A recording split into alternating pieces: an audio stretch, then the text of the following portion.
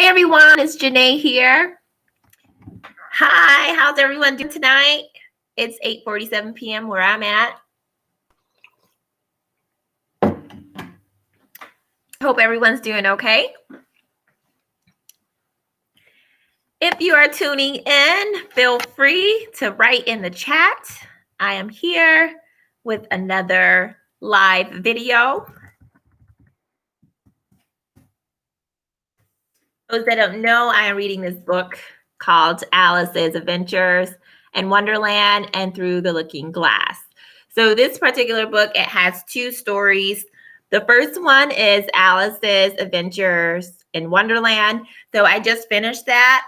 And then Through the Looking Glass, that's actually what I just started today. So that part, Through the Looking Glass. So right now I'm on chapter 3.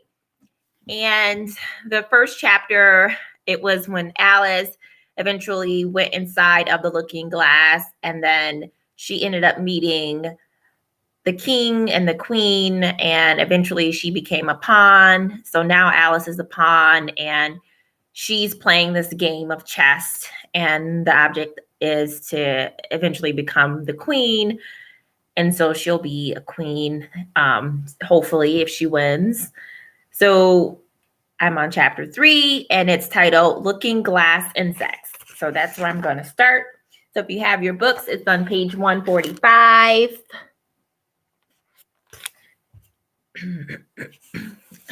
My voice is a little. So just a heads up, I am expecting a visitor. So I will have someone else with me.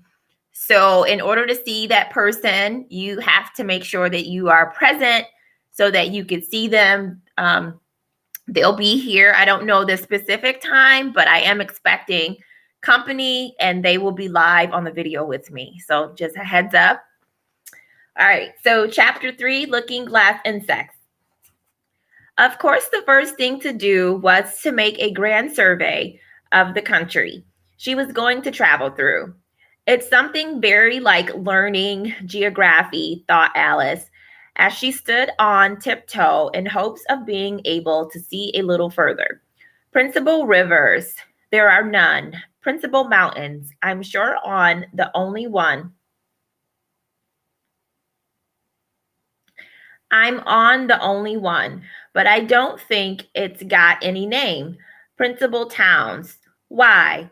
What are those creatures making honey down there? They can't be bees. Nobody ever saw bees a mile off, you know? And for some time, she stood silent, watching one of them that was bustling about among the flowers, poking its proboscis into them, just as if it was a regular bee, thought Alice. However, this was anything but a regular bee. In fact, it was an elephant, as Alice soon found out, though the idea quite took her breath away at first.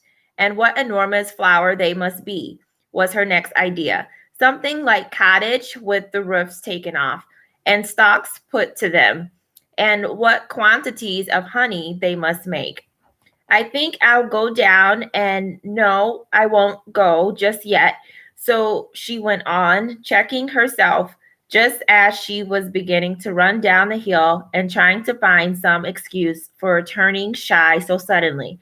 It'll never do to go down among them without a good long branch to brush them away. And what fun it'll be when they ask me how I like my walk. I shall say, oh, I liked it well enough. Here came the favorite little toss of the head, only it was so dusty, and hot, and the elephants did tease so. I think I'll go down the other way, she said after a pause, and perhaps I may visit the elephants later on. Besides, I do so want to get into the third square. So, with this excuse, she ran downhill and jumped over the first of the 6 little brooks. Tickets, please, said the guard, putting his head in at the window. In a moment, everybody was holding out a ticket. They were about the same size as the people and quite seemed to fill the carriage. Now then, show your ticket, child, the guard went on, looking angrily at Alice. And a great many voices all said together, like the chorus of the song, thought Alice. Don't keep him waiting, child, while his time is worth £1,000 a minute. I'm afraid I haven't gotten one. I'm afraid I haven't got one, Alice said in a frightened tone. There wasn't a ticket office where I came from. And again the chorus of voices went on. There wasn't room for one where she came from. The land there is worth £1,000 an inch. Don't make excuses, said the guard. You should have brought one from the engine driver. An ounce more of chorus of voices went on with the man that drives the engine. Why, the smoke alone is worth £1,000 puff. £1,000 a puff. Alice thought to herself, then there's no use in speaking. The voices didn't join in. This time she hadn't spoken, but to her great surprise, they all thought in chorus. I hope you understand what thinking in chorus means, for I must confess I don't. Better say nothing at all. Language is worth £1,000 a word. I shall dream about £1,000 tonight. I know. I shall, thought Alice. All this time the guard was looking at her, first through a telescope, then through a microscope, and then through an opera glass. At last, he said, you are traveling the wrong way, and shut up the window, and went away. So young a child, said the gentleman sitting opposite to her. He was dressed in white paper. Ought to know which way she's going, even if she doesn't know her own name. A goat that was sitting next to the gentleman in white shut his eyes and said in a loud voice, so ought to know her way to the ticket office, even if she doesn't know her alphabet. There was a beetle sitting next the goat. It was very queer carriage, full of passengers altogether, and as the rule seemed to be that she should all speak in turn, he went on with, she'll have to go back from here as luggage. Alice couldn't see who was sitting beyond the beetle, but a hoarse voice spoke next. Change engines, it said, and there it choked and was obliged to leave off. It sounds like a horse, Alice thought to herself, and an extremely small voice close to her ear and said, you might make a joke on that, something about horse and horse, you know. Then a very gentle voice in the distance said, she must be labeled Lass with care, you know. And after that, other voices went on. What a number of people there are in the carriage, thought Alice, saying she must go by post, and she's got a head on her. She must be sent as a message by the telegraph. She must draw the train herself the rest of the way, and so on. But the gentleman dressed in white paper leaned forward and whispered in her ear, never mind what they all say, my dear, but take a return ticket every time the train stops. Indeed, I shan't, Alice said rather impatiently, but I don't belong to this railway journey at all. I was in a wood just now, and I wish I could get back there. You might make a joke on that, said the little voice close to her ear. Something about you would, if you could, you know. Don't tease so, said Alice, looking about in vain to see where the voice came from. If you are so anxious to have a joke made, why don't you make one yourself? The little voice sighed deeply. It was very unhappy, evidently, and Alice would have said something pitying to comfort it. If it would only sigh like other people, she thought. But this was such a wonderfully small sigh that she wouldn't have heard it at all if it hadn't come quite close to her ear. The consequence of this was that it tickled her ear very much and quite took off her thoughts from the unhappiness of the poor little creature. I know you are a friend, the little voice went on, a dear friend and an old friend, and you won't hurt me, though I am an insect. What kind of insect? Alice inquired a little anxiously. What she really wanted to know was whether it could sting or not, but she thought this wouldn't be quite a civil question to ask. What then? You don't, the little voice began when it was drowned by a shrill scream from the engine and everybody jumped up in alarm, Alice almost at rest. The horse, who had put his head out of the window, quietly drew it in and said, It's only a brook. We have to jump over. Everybody seems satisfied with this, though Alice felt a little nervous at the idea of trains jumping at all. However, it'll take us into the fourth square. That's some comfort, she said to herself. In another moment, she felt the carriage rise straight up into the air, and in her fright, she caught at the thing nearest to her hand, which happened to be the goat's beard. But the beard seemed to melt away as she touched it, and she found herself sitting quietly under a tree, while the gnat, for that was the insect she had been talking to, was balancing itself on a twig just over her head and fanning her with its wing. It certainly was a very large net, about the size of a chicken, Alice thought. Still, she couldn't feel nervous with it after they had been talking together so long. Then you don't like all insects, the gnat went on as quietly as if nothing had happened. I like them when they can talk, Alice said. None of them ever talk where I come from. What sort of insects do you rejoice in where you come from? The gnat inquired. I don't rejoice in insects at all, Alice explained, because I'm rather afraid of them, at least the large kind. But I can tell you the names of some of them. Of course, they answer to their names, the gnat remarked carelessly. I never knew them do it. I never knew them do it. What's the use of having their names, the gnat said, if they won't answer to them? No use to them, said Alice, but it's useful to the people that name them, I suppose. If not, why do things have names at all? I can't say, the gnat replied further on in the wood drawn there. They've got no names. However, go on with your list of insects.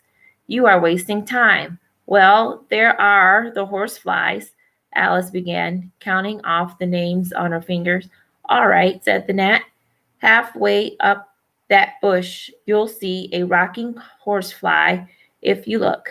It's made entirely of wood and gets about by swinging itself from branch to branch. What does it live on? Alice asked with great curiosity. Snap and sawdust, said the gnat. Go on with the list. Alice looked at the rocking rye fly with great interest and made up her mind that it must have been just repainted. It looked so bright and sticky. And then she went on. So this is kind of weird, right? Have you ever heard of a rocking horsefly? Have you ever heard of that? I'm going to ask the question in the chat. Have you?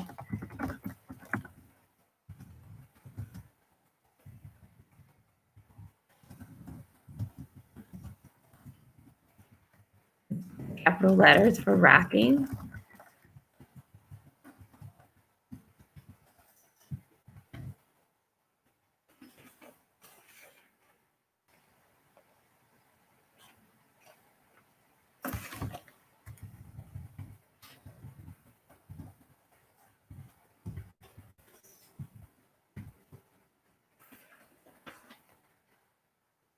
I'm making sure that it's spelled just like it is in the book.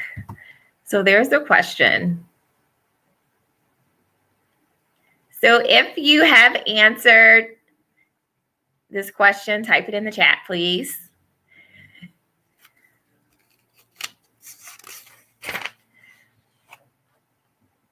And there's a dragonfly. So have you heard of a dragonfly? I have.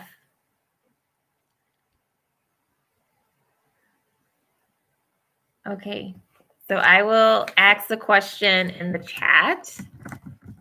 So have you heard of a dragonfly?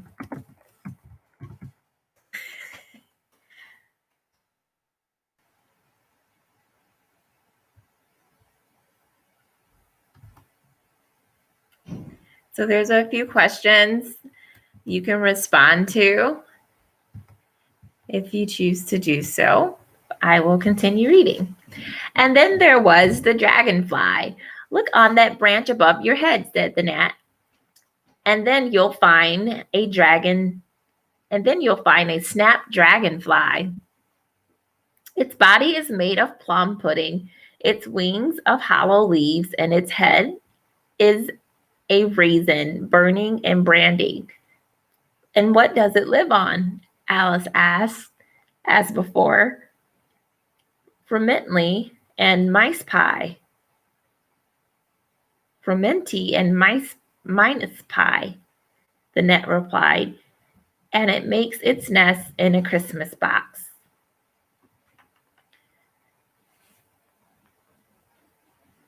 Okay, so there's the dragonfly, and then there is the snap dragonfly. So I will show you images. There's one more, which is the butterfly. So I will show you pictures of them. So this would be the butterfly. And then that's the dragonfly. And then the snap dragonfly. So these are definitely not real in real life. All right. So, and then there was the butterfly. Alice went on after she had taken a good look at the insect with its head on fire and had thought to herself, I wonder if that's the reason insects are so fond of flying into candles, because they want to turn into snap dragonflies. Crawling on your feet, said the gnat. Alice drew her feet back in some alarm. You may observe a bread and butterfly. Its wings are thin slices of bread and butter, and its body crust, and its head a lump of sugar. So I made a mistake. Let me show you this picture again. So I didn't do the reading first. When I said a butterfly, I said this was a butterfly. And after reading the text, I found out that that is actually a bread and butterfly. And if you look at the picture, you can see how it looks.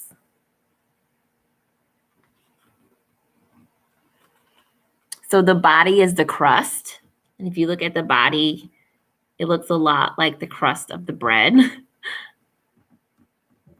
And the wing, you can see it looks like the slice of the bread.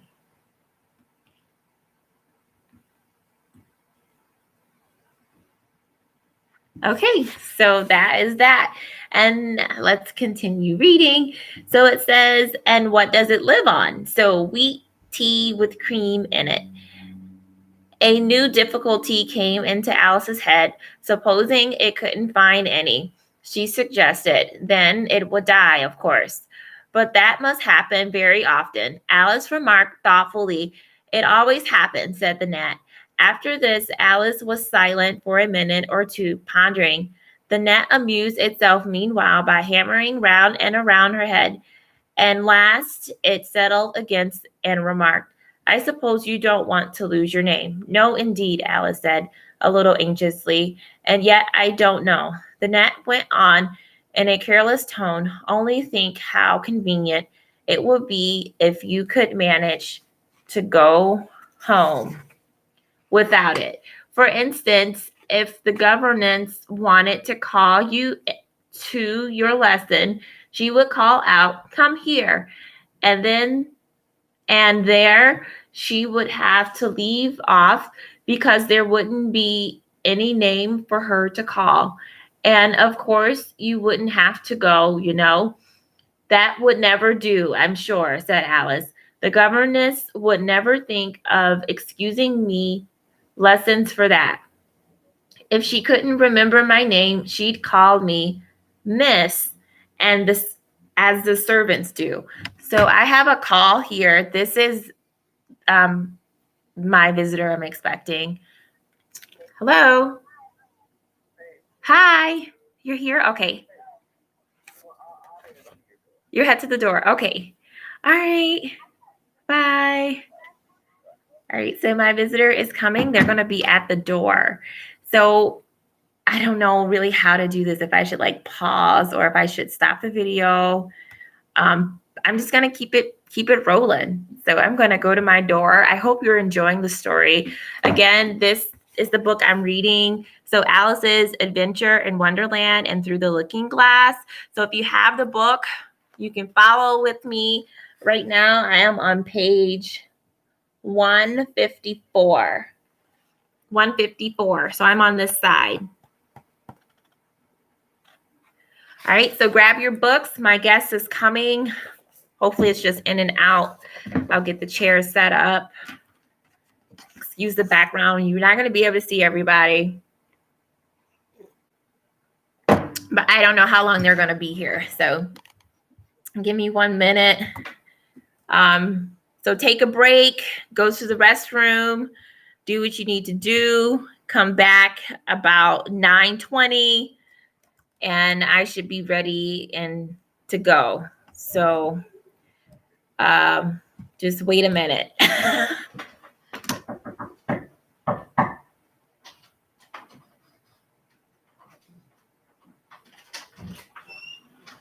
Hi, welcome. I'm so happy to see you. Hi. Hello. You guys feel chilly. It must be cold outside. Is it freezing? Not like it was. Hi. Is Janae's thing? Is her thing over? So Is her thing over? yes, Nana's doing a lot better. Her thing is over. She's normal now. So she's her normal self.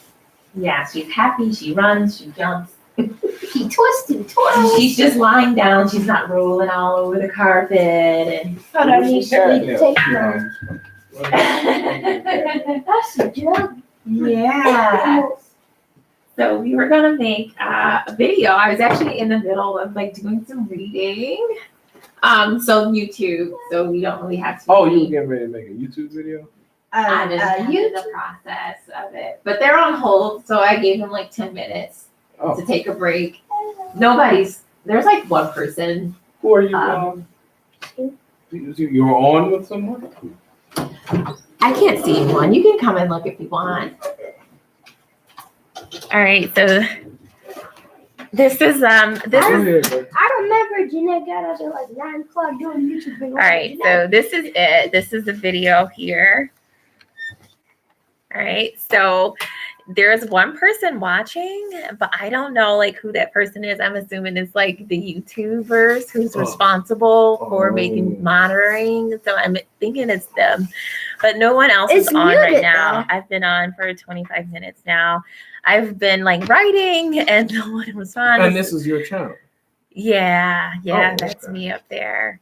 But this helps me because like just having that one person, it makes me feel like someone's watching. And so while I'm reading, it just kind of keeps me on my P's and Q's, and it helps me. literally just was right there. I almost went over. That's the TV that Jeffrey dropped and he broke. Yeah, So you took the TV that was in here? he did. Yeah, So you need to make him buy another one. Like, look, I need that back out here. Because you got company. And I mean, you could tell her here to go watch Netflix. You could log on to my thing. But I'm just rambling on. But we shouldn't be able to take the TV in the main room. Doesn't seem right to me. I see her. I'm hearing Here, Grace, put this in your pocket. it. That's for you. did mom What do you happen say? to Yeah, you don't have to spend it all unless you do. But that's just so. Get LLG dot Walmart. So you're not asking That's what she likes. Janae to give you stuff. That's what I love. LLG dot Walmart.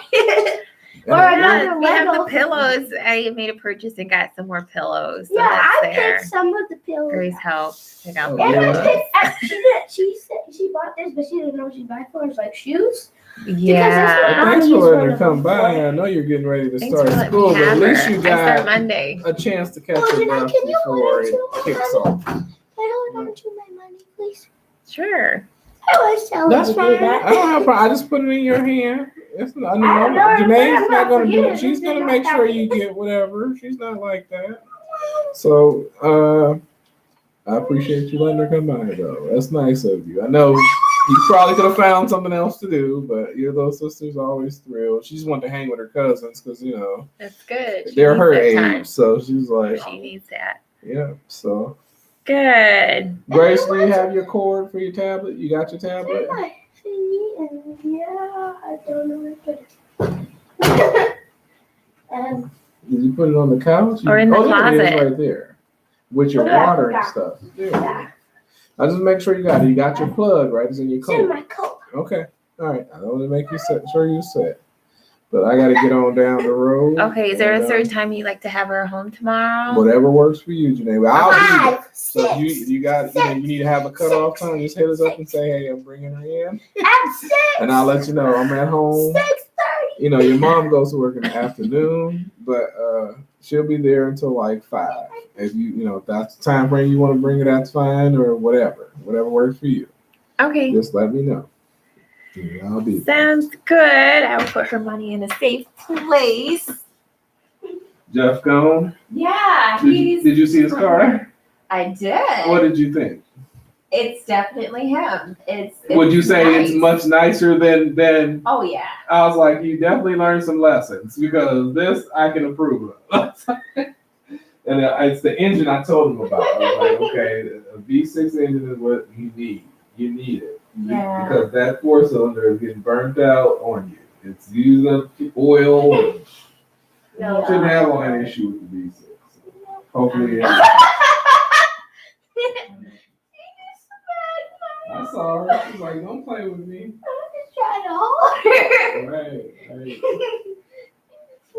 Where's that Yeah, little but toy I'm at? glad for him. I hope he makes the most of it, though. If he needs another job, you can't say you have no way to get there.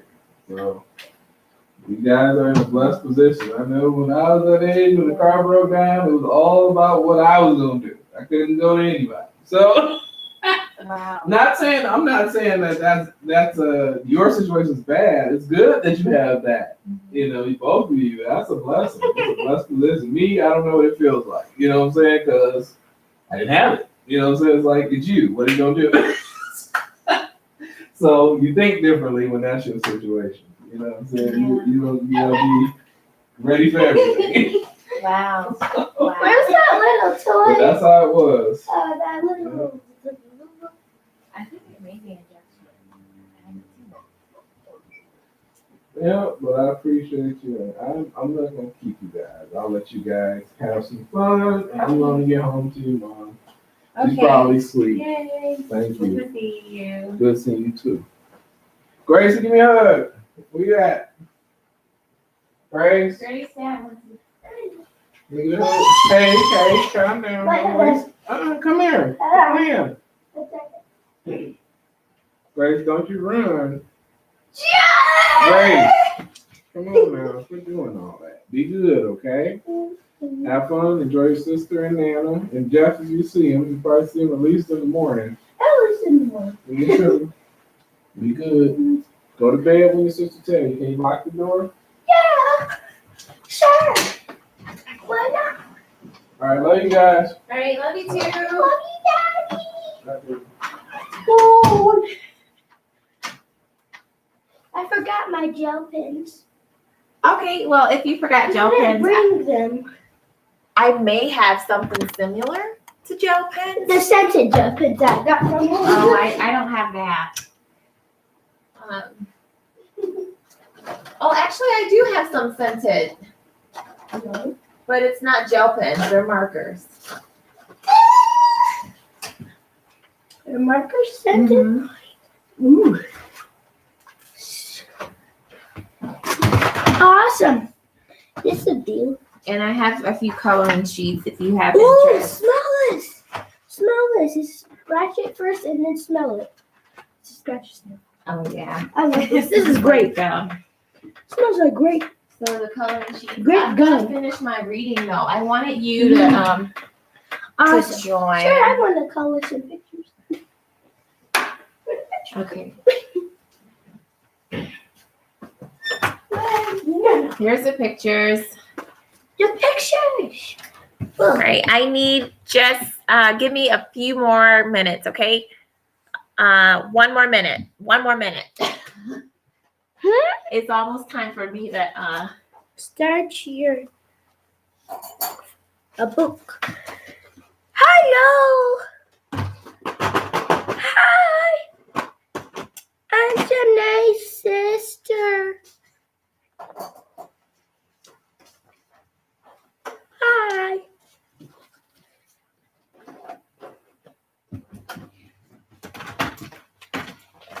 Color picture. Send the picture. Wait, let me go back. See? See? No, so I'm gonna be reading Grace. I have to finish up my reading. reading a book. Ooh, a bear. A dog. I want the doggy.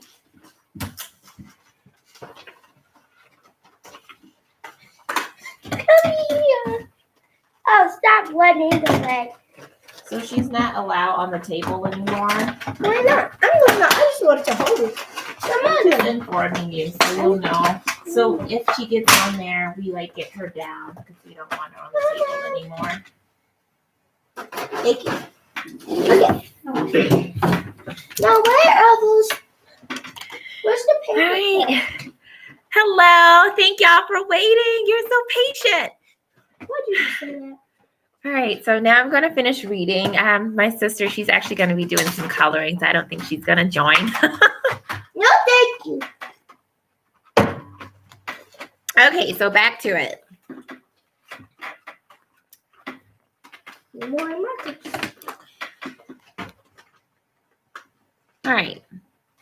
So that would never do, I'm sure, said Alice. The governors would never think of excusing me. Lessons for that. If she can't remember my name, she'd call me Miss, as the servants do. Well, if she said Miss and didn't say anything more, the gnat remarked, of course, you'd miss your lesson. That's a joke. I wish you had made it. Why do you wish I had made it? Alice asked. It's a very bad one. Excuse me. But the gnat only sighed deeply, while 2 large tears came rolling down its cheeks.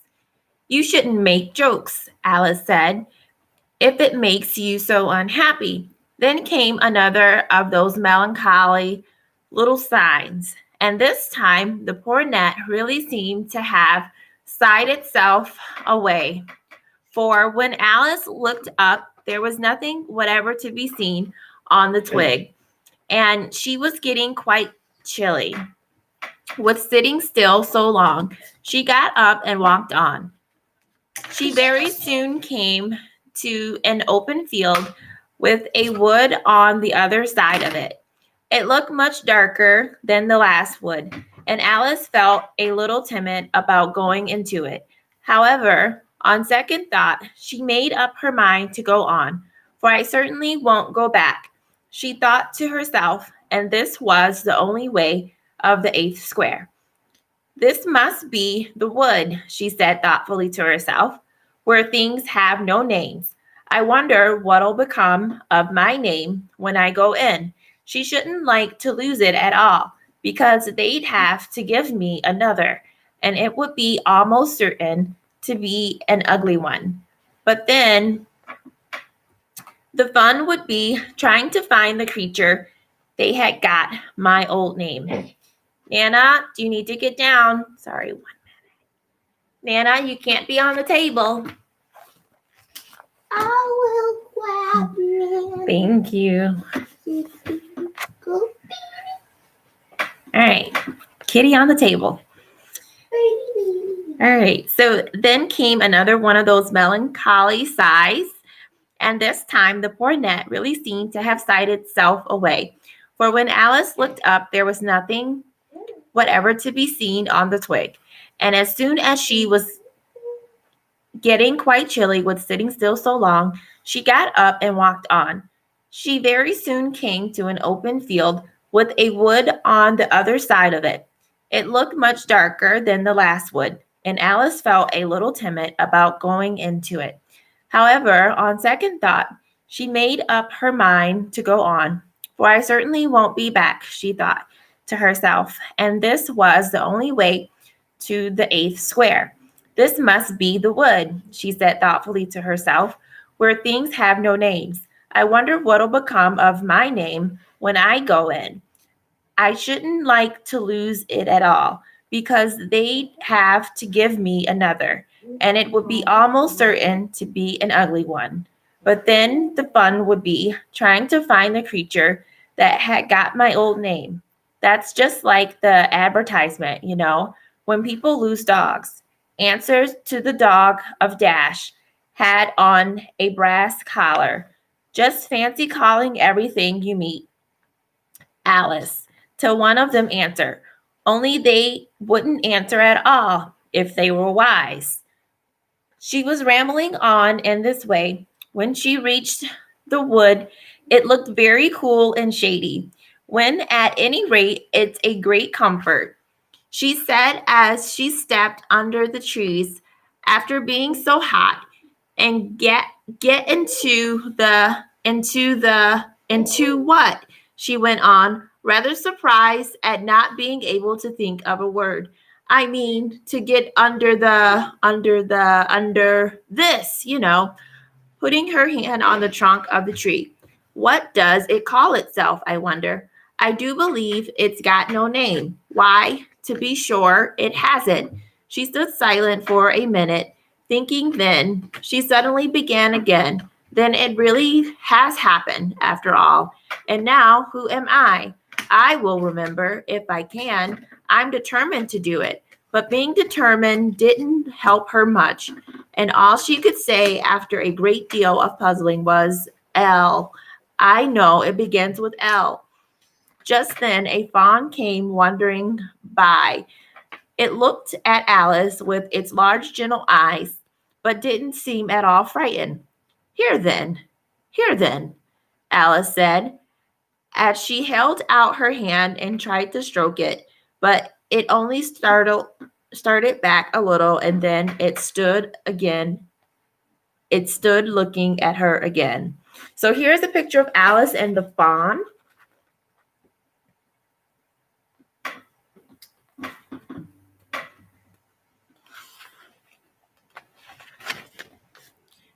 What do you call yourself? The fawn said at last. Such a soft, sweet voice it had. I wish I knew, thought poor Alice. She answered rather sadly. Nothing just now. Think again, it said. That won't do, Alice thought, but nothing came of it. Please, would you tell me what you call yourself? She said timidly. I think that might help a little. I'll tell you. If you'll come a little further on, the fawn said. I can't remember her here. So they walked on together through the wood, Alice with her arms clasped lovingly around the neck of the fawn, till they came into an open field. And here the fawn gave a sudden bound into the air and shook itself free from Alice's arm. I'm a fawn, it cried out in a voice of delight. And dear me, you are a human child. A sudden look of alarm came into its beautiful brown eyes, and in another moment it had darted away at full speed. Alice stood looking after it, almost ready to cry with vexation at having lost her dear little fawn traveler so suddenly. However, I know my name now, she said. That's some comfort. Alice, Alice. I won't forget it again. And now, which of these finger posts ought I to follow, I wonder? It was not a very difficult question to answer, and there was only one road through the wood, and 2 finger posts both pointed along it. I'll settle it, Alice said to herself, when the road divides and they point different ways. But this did not seem likely to happen. She went on and on a long way, but whatever the road divided, there were sure to be 2 fingers pointing the same way, one marked to Tweedledum's house, and the other to the house of Tweedledee. I do believe, said Alice at last, that they live in the same house. I wonder. I never thought of that before, but I can't stay here long. I'll just call and say, how do you do? And ask them the way out of the wood. If I could only get to the English Square before it's dark.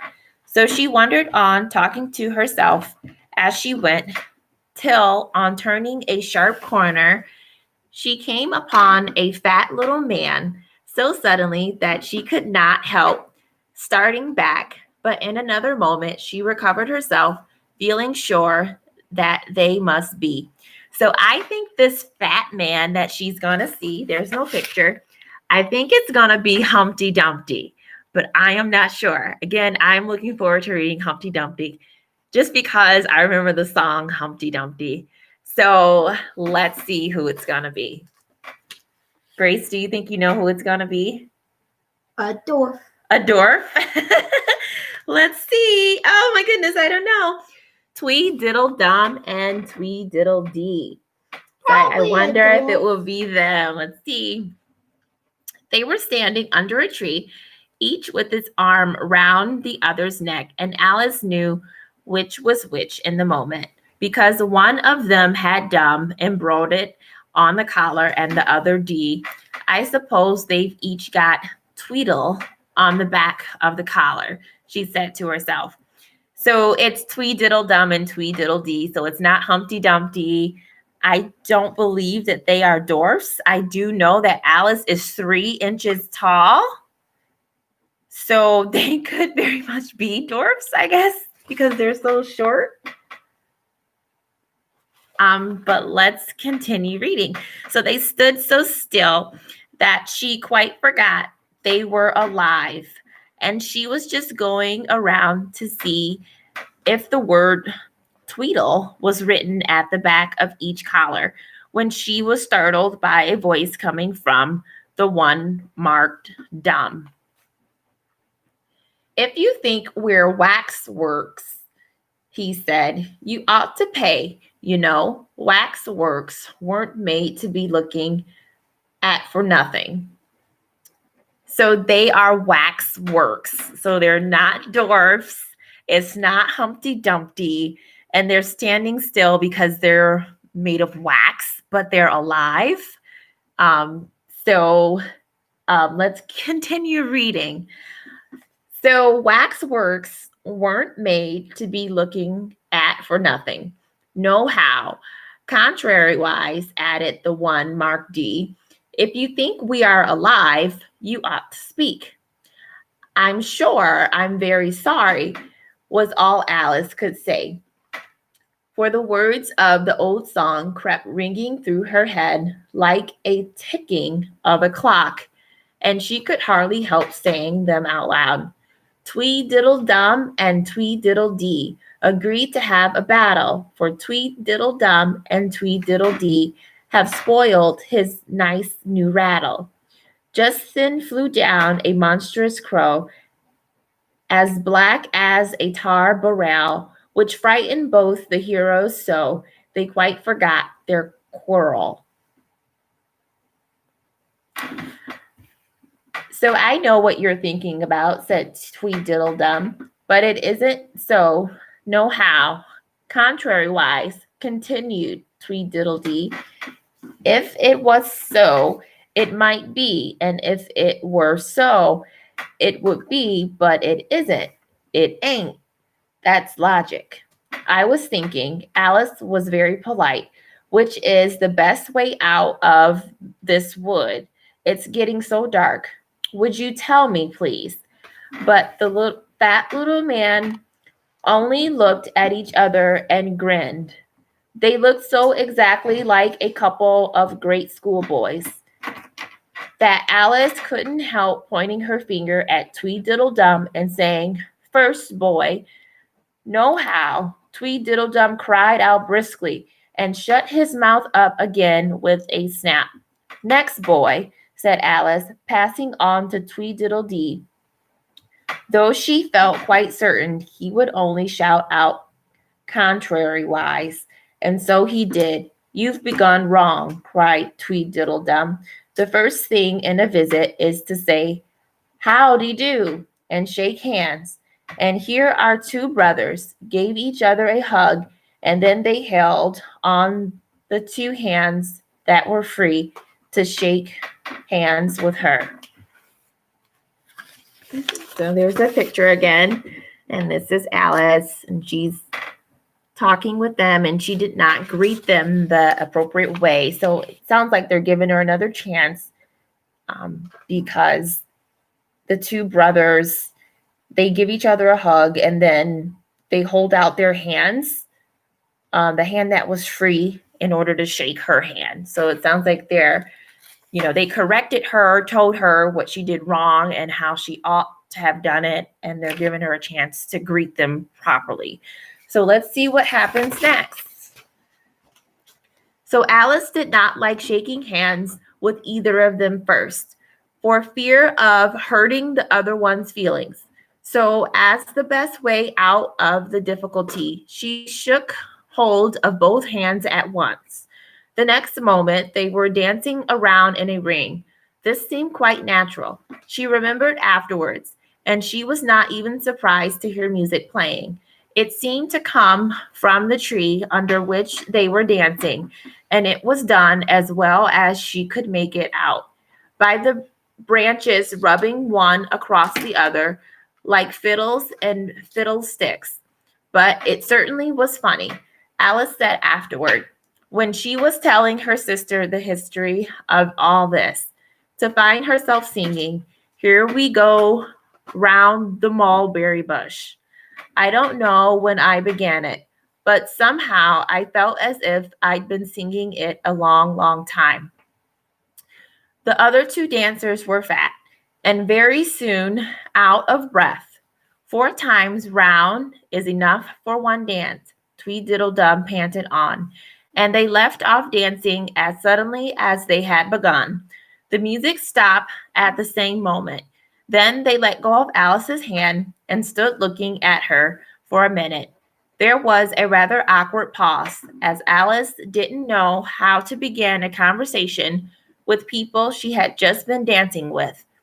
It would never do to say, "Howdy-do now," she said to herself. "We seem to have got beyond that somehow." "I hope you are not much tired," she said at last. "No how, and thank you very much for asking," said Tweedledum. "So much obliged," added Tweedledee. "You like poetry?" "Yes, pretty well. Some poetry," Alice said dumbfoundedly. "Would you tell me which road leads out of the wood?" "That shall I repeat to her," said Tweedledee, looking around at Tweedledum with great solemn eyes and not noticing Alice's question. "The Walrus and the Carpenter is the longest," Tweedledum replied, giving his brother an affectionate hug. Tweedledee began instantly. The sun was shining. Here Alice ventured to interrupt him. "If it's very long," she said, as politely as she could, "would you please tell me which road? Please tell me first which road." Tweedledee smiled gently and began again. "The sun was shining on the sea, shining with all his might. He did his very best to make the billows smooth and bright. And this was old because it was the middle of the night. The moon was shining sulkily because she thought the sun had got no business to be there after the day was done. It's very rude of him," she said, "to come and spoil the fun. The sea was wet as wet could be. The sands were dry as dry. You could not see a cloud because no cloud was in the sky. No birds were flying overhead. There were no birds to fly. The Walrus and the Carpenter were walking close at hand. They wept like anything could see such quantities of sand. If this were only cleared away, they said, it would be grand. If 7 maids with 7 mops swept it for half a year, do you suppose the Walrus said that they could get it clear? I doubt it," said the Carpenter, and shed a bitter tear. "O Oysteress, come and walk with us," the Walrus did beseech. "A pleasant walk, a pleasant talk along a briny beach. We cannot do with more than 4 to give a hand to each." The eldest oyster looked at him, but never a word he said. The eldest oyster winked his eye and shook his heavy hand, meaning to say he did not choose to leave the oyster's bed. But 4 young oysters hurried up, all eager for the treat. Their coats were brushed, their faces washed, their shoes were clean and neat. And this was odd because, they hadn't any feet. 4 other oysters followed them, and yet another 4. And thick and fast they came at last, and more and more and more, all hoping through the frothy waves and scrambling to the shore. The Walrus and the Carpenter walked on a mile or so, and then they rested on a rock conveniently low. And all the little oysters stood and waited in a row. "The time has come," the Walrus said, "to talk of many things, of shoes and ships and sealing wax, of cabbages and kings, and why the sea is boiling hot and whether pigs have wings." "But wait a bit," the oyster cried, "before we have our chat, for some of us are out of breath and all of us are fat." "No hurry," said the Carpenter. They thanked him much for that. "A loaf of bread," the Walrus said, "is what we chiefly need. Pepper and vinegar besides are very good indeed. Now, if you are ready, oysters dear, we can begin to feed." "But none of us," the oyster cried, turning a little blue. "After such kindness, that would be a dismissal thing to do."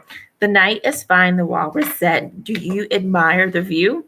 It was so kind of you to come, and you are very nice."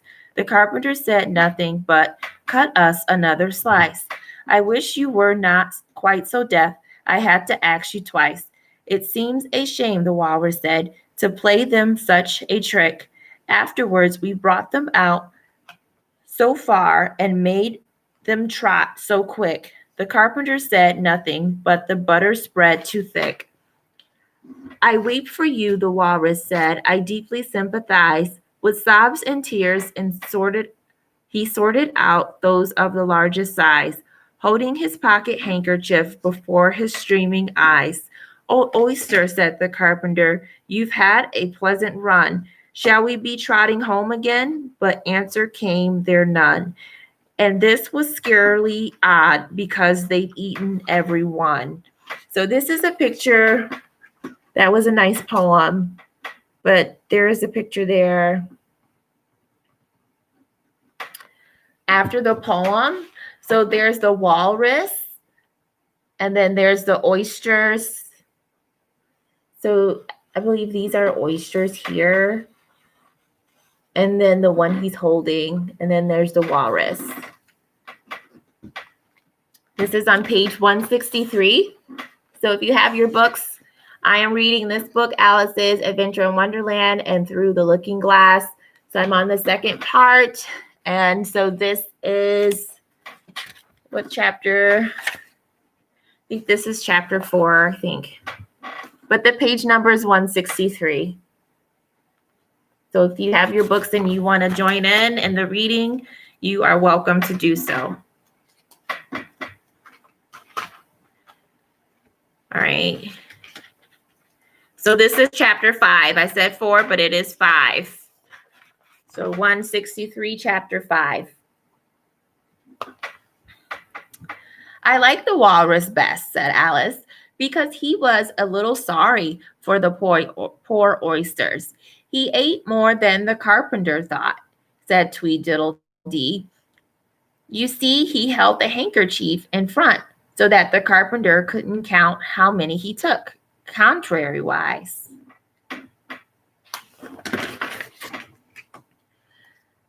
"That was mean," Alice said indignantly. Then I liked the carpenter best, if he didn't eat so many as the walrus. But he ate as many as he could get," said Tweedledum. This was a puzzler. After a pause, Alice began. "Well, they were both very unpleasant characters." Here she checked herself in some alarm at hearing something that sounded to her like the puffing of a large steam engine in the wood near them, though she feared it was more likely to be a wild beast. "And there are lions or tigers about her?" she asked him timidly. "It's only the Red King snoring," said Tweedledee. "Come on and look at him," the brothers cried, and they each took one of Alice's hand and led her up to where the king was sleeping. "Isn't he a lovely sight?" said Tweedledum. Alice couldn't say honestly that he was. He had a tall red nightcap on with a tassel, and he was lying crumpled up in a sort of untidy heap and snoring loud. "Fit to snore his head off," said, as Tweedledum remarked. "I'm afraid he'll catch a cold with lying on damp grass," said Alice, who was a very thoughtful little girl. He's dreaming now," said Tweedledee. "And what do you think he's dreaming about?" Alice said. "Nobody can guess that. Why, about you," Tweedledee exclaimed, clapping his hands triumphantly, as if he left off dreaming about you. "Where do you suppose you'd be?" "Where I am now, of course," said Alice. "Not you," Tweedledee retorted contemptuously. "You'd be nowhere. Why, you are only a sort of thing in his dream." So I'm going to pause really quick. I just want to show you the picture. I believe the owner of this book, whoever had it before me, colored it. So, but there's the king. You can see closer. And he's sleeping.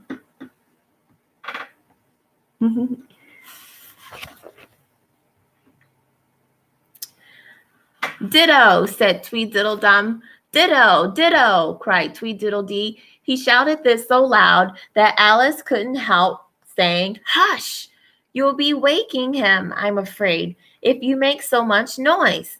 "Well, it's no use," You're talking about waking him, said Tweedledum, when you are only one of the things in his dream. You know very well you are not real. I am real, said Alice, and began to cry. You won't make yourself a bit realer by crying, Tweedledee remarked. There's nothing to cry about. If I wasn't real, Alice said, half laughing through her tears, it all seems so ridiculous. I shouldn't be able to cry. I hope you don't suppose those are real tears, Tweedledum interrupted in a tone of great contempt. I know they are talking nonsense, Alice thought to herself, and it's foolish to cry about it. So she brushed away her tears and went on as cheerfully as she could. At any rate, I'd better be getting out of the wood, for really it's coming on very dark. Do you think it's going to rain? Tweedledum spread a large umbrella over himself and his brother and looked up into it. No, I don't think it is, he said. At least not under here, nohow. But it may rain outside. It may, if it chooses, said Tweedledee. We've no objection, contrariwise. Selfish things, thought Alice, and she was just going to say good night and leave them when Tweedledum sprang out from under the umbrella and seized her by the wrist. Do you see that? He said in a voice choking with passion, and his eyes grew large and yellow in a moment as he pointed with his trembling finger at a small white thing lying under the tree. It's only a rattle, Alice said, after careful examination of the little white thing. Not a rattlesnake, you know, she added hastily, thinking that it was frightened. Only an old rattle, quite old and broken. I knew it was, cried Tweedledum, beginning to stomp about wildly and tear his hair. It's blotted, spoiled. It's spoiled, of course. I'm going to pause right there. There is a word. It's a 6-letter word. It's spelled S-P-O-I-L-T. Does anyone know how to pronounce that word? I will put it in the chat box.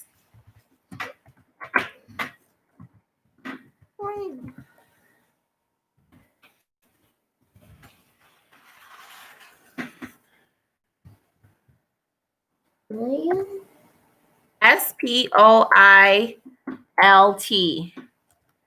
Can you find it? It's spoiled. Can you say that word? Spoiled. Spoiled? Spoiled. My sister says spoiled. Spoiled. It's spoiled. So that's what she's saying the word is. So she told us the word. So it's spoiled. So we're going to go with that. Thank you, Grace. You're welcome. All right. That's our good speller in the house. All right. So he's upset. It's old, Tweedledum cried in a greater fury than ever. It's new, I tell you. I bought it yesterday. My nice rattle. And his voice rose to a perfect scream. All this time, Tweedledee was trying his best to fold up the umbrella with himself in it, which was an extraordinary thing to do. That is, quite took off Alice's attention from the angry brother.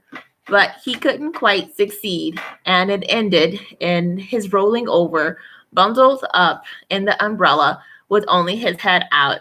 And there he lay, opening and shutting his mouth and his large eyes, looking more like a fish than anything else.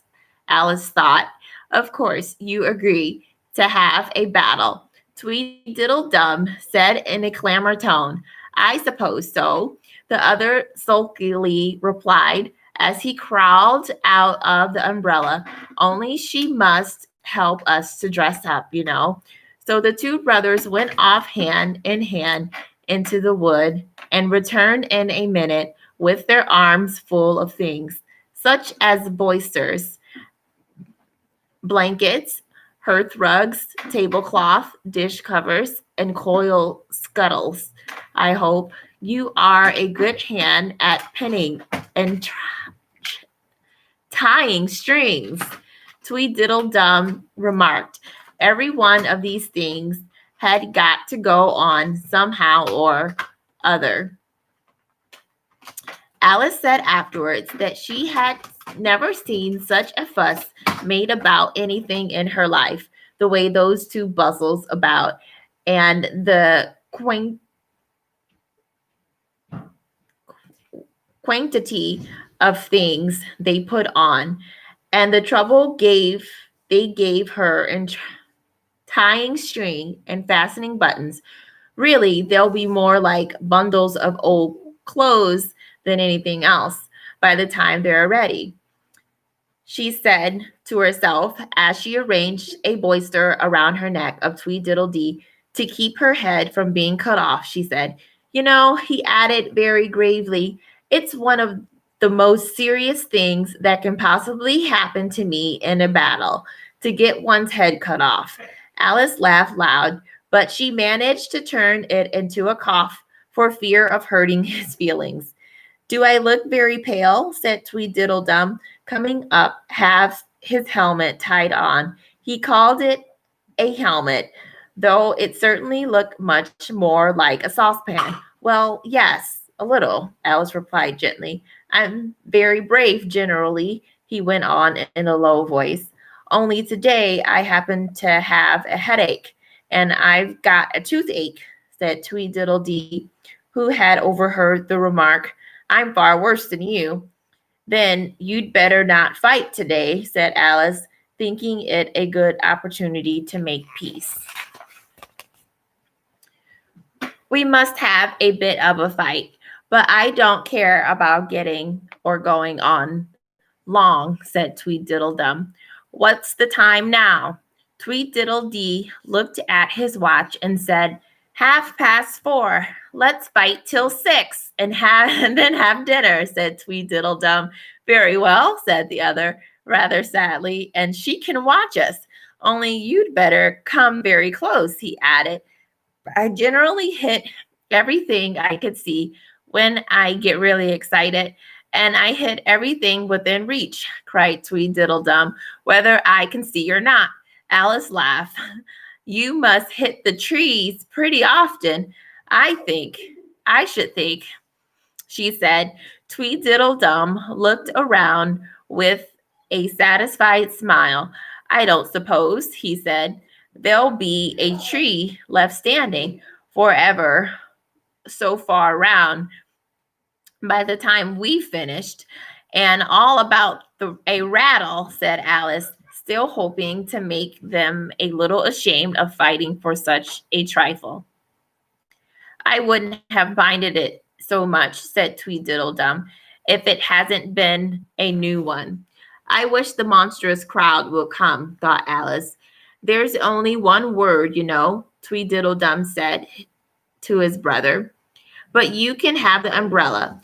It's quite as sharp, only we must begin quick. It's getting dark as it can." "The darker," said Tweedledee. It was getting so dark suddenly that Alice thought there must be a thunderstorm coming. "What a thick black cloud that is," she said, "and how fast it comes. Why, I do believe it's it's got wings. It's a crow." Tweedledum cried out in a shrill voice of alarm, and the two brothers took their heels and went out of sight in a moment. Alice ran a little way into the wood and stopped under a large tree. "It can never get me here," she thought. "It's far too large to squeeze itself among the trees. But I wish it wouldn't flap its wings, so it makes quite a hurricane in the wood. Here's somebody's shawl being blown away." Wool and water. So the next chapter is called Wool and Water. Grace, do you want to join me for this one? Do you want to sit? Hi, I think I'm going to get my guests to come and sit down. Do you want to sit with me while I read? Okay. Okay, so you have to be in the video though. Okay. All right. So you're going to have to slide over. Yeah. All right, so here's my guest. Everyone say hi to Grace. Say hi, Grace. Hi. Feel free to type in the chat. I will start by saying hi. Is that what you want them to know? Hi. So I can say Grace. Grace says hi. That's what you said, right? Mhm. Grace says hi.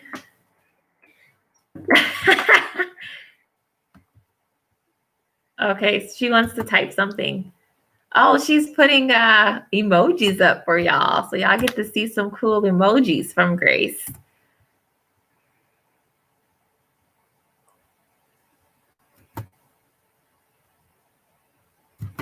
She's doing things I didn't even know how to do. So that's from Grace. She gives y'all smiles. It looks like she's going to do some other cool things.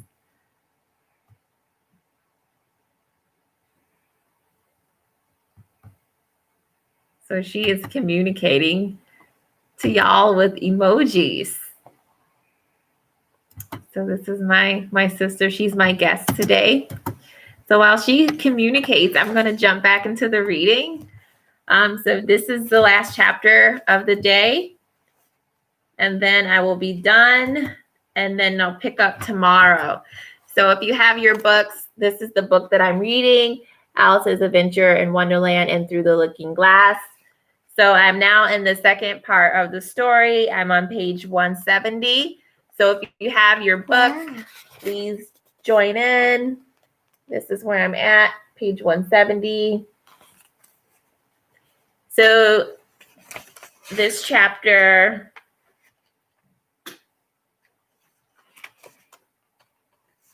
see 3,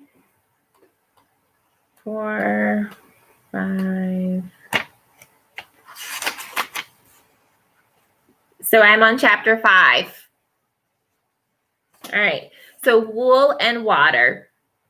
She caught a shawl as she spoke and looked about in the owner for their owner. In another moment, the White Queen came running wildly through the wood, with both arms stretched out wide, as if she were flying, and Alice very civilly went to meet with her the shawl. Are you listening? Do you know who Alice is, Grace? Alice in Wonderland. So this is a picture of Alice. Alice in Wonderland. There's Alice. All right. No, you don't.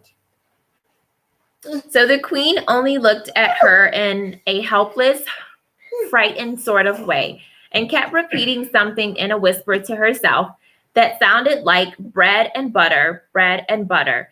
And Alice felt that if there was to be any conversation at all, she must manage it herself. So what are they saying over and over? What's something that they hear? Bread and milk. Bread and butter. So there's a whisper that they hear over and over, bread and butter, bread and butter. So she began rather timidly. Am I addressing the White Queen? Well, yes, if you call that a dressing, the queen said. It isn't my notion of the thing at all.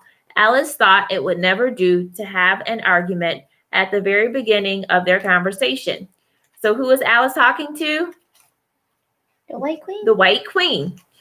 So she smiled and said, if your majesty will only tell me the right way to begin, I'll do it as well as I can. But I don't want it done at all, groaned the poor queen. I've been dressing myself for the last 2 hours. How long has she been dressing herself? 2 hours. The last 2 hours. Yes, 2 hours. So it would have been all the better, as it seemed to Alice, if she had got someone else to dress her. She was so dreadfully untidy, every single thing crooked. Alice thought to herself, and she's all over pins. May I put your shawl straight for you? She added aloud. I don't know what's the matter with it, the queen said in a melancholy voice. It's out of temper, I think.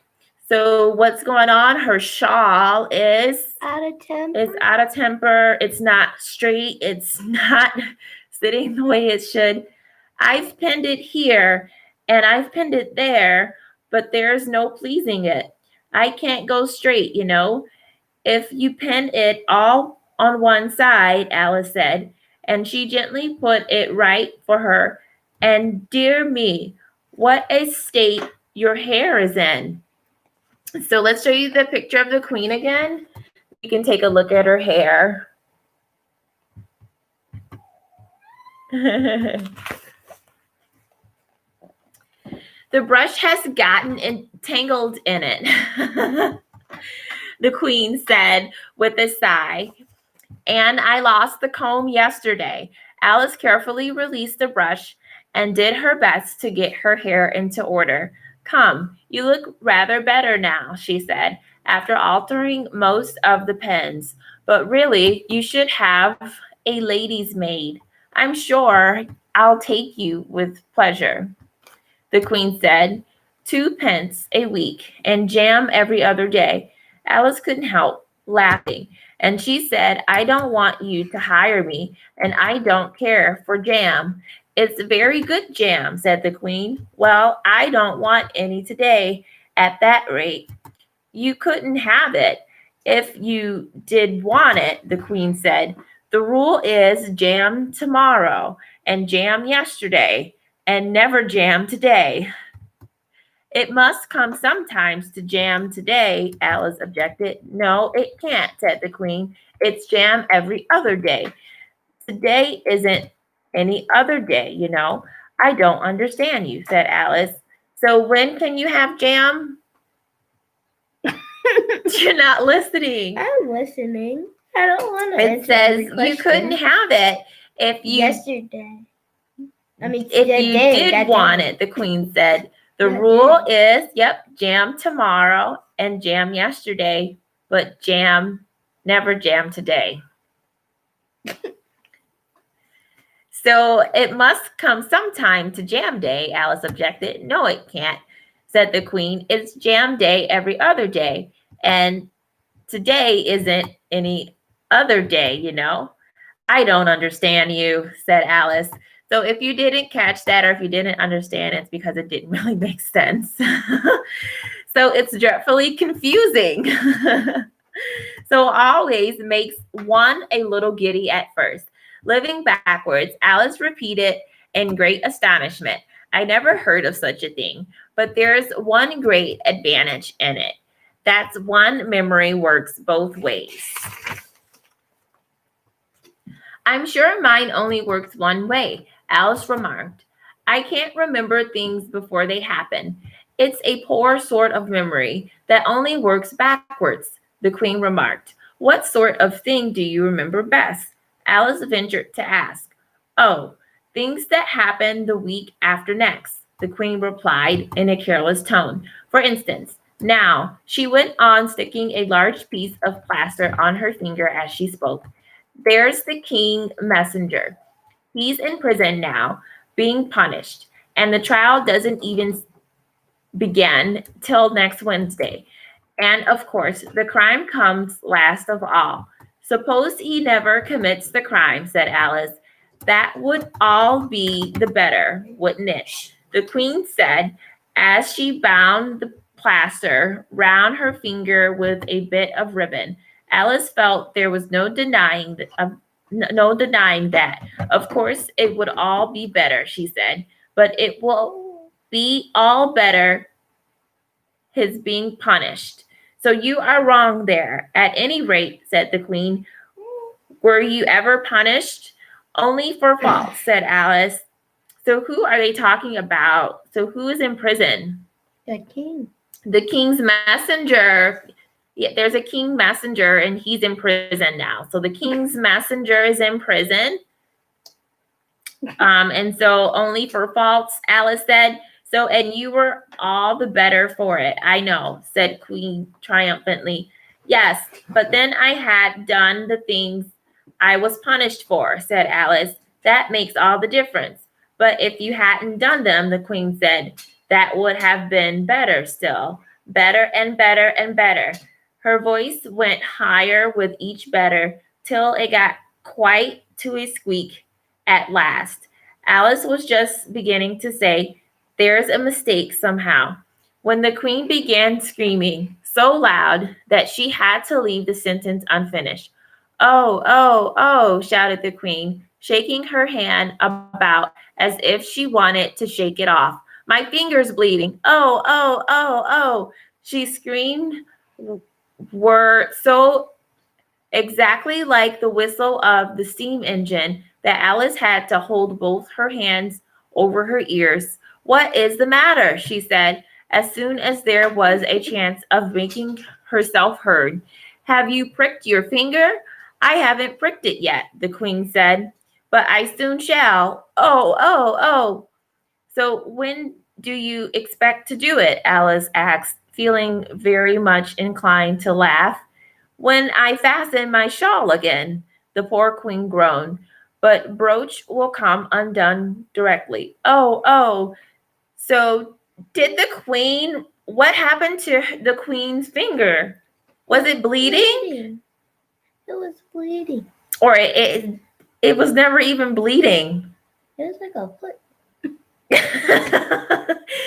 Right? Because it says, she's like, oh, oh, oh. So shouted the Queen, shaking about as if she wanted to shake it off. My finger's bleeding. Oh, oh, oh. So her screams were exactly like the whistle of the steam engine that Alice had to hold both her hands over her ears. So what's the matter? She said. And soon as there was a chance of making herself heard, have you pricked your finger? So there's the question. Have you pricked your finger? And then she said, I haven't pricked it yet. So the Queen is doing, oh, oh, oh. And, she's shaking her finger as if she pricked herself. And she haven't even done it yet. So this is a book that doesn't really make sense. It's just silly. So when do you expect to do it? Alice asked, feeling very much inclined to laugh. When I fasten my shawl again, the poor Queen groaned. The brooch will come undone directly. Oh, oh. As she said the words, the brooch flew open and the Queen clutched wildly at it and tried to clasp it again. Take care, cried Alice. You're holding in all crooked. And she caught at the brooch, but it was too late. The pin had slipped and the Queen had pricked her finger. The accounts for the bleeding, you see, she said to Alice with a smile. Now you understand the way things happen here. But why don't you scream now? Alice asked, holding her hand ready to put over her ears again. Why, I've done all the screaming already, said the Queen. Would be the good of having it all over again. By this time, it was getting late. The crow must have flown away. I think, said Alice. I'm so glad it's gone. I thought it was the night coming. I wish I could manage to be glad, the Queen said. Only I never can remember the rule. You must be very happy living in the wood and being glad whenever you like. You should end this soon. So it's been an hour. Yeah, it's been over an hour. So my sister's saying I should end the reading soon. Or else I'll just cut it short and feel like a story time. So for I 3 do days. have like 7 more pages. Let's see, 1, 2, 3, 4, 5, 6, 7. Yeah, I have about 7 more pages. I kind of want to keep reading. Are you getting tired? She says she's getting tired. Are y'all getting tired? If you're put in the chat. No one's chatting.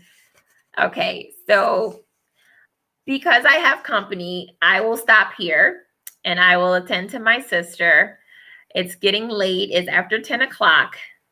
So I will pick this up tomorrow. But we do know where I left off is on page 173. And it's when the Queen pricks her finger. So it's almost like a prophecy. Like she prophesied what would happen. She did all of her screaming before she even pricked herself. And then when she pricked herself, she didn't do any screaming. And Alice is like, well, why didn't you do any screaming? And she's like, well, I've already done the screaming, so it doesn't make sense for me to do it again. So it's just kind of really silly. So I will put a hold here and I will pick up tomorrow. But thank you all for tuning in. Bye.